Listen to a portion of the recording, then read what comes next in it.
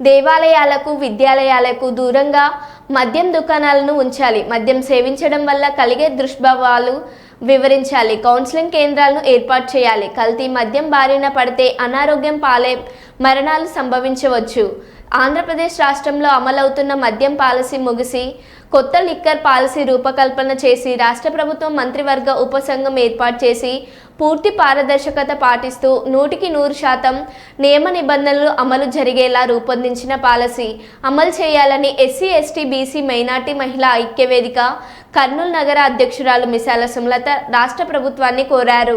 ఈరోజు కర్నూలు నగరంలోని 48వ వార్డు రోజా వీధిలో మద్యం షాపుల ఫ్లకార్డ్స్ పట్టుకొని విద్యాలయాలకు దేవాలయాలకు దూరంగా మద్యం షాపులను ఉంచాలని నిరసన వ్యక్తం చేశారు.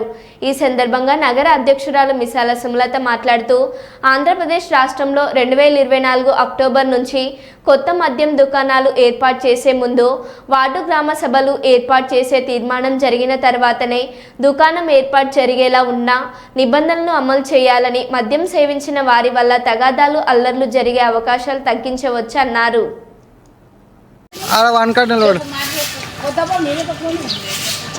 ఆయనకి జేబుకి ఎట్లా పట్టిస్తాడు ఊక నిలబడి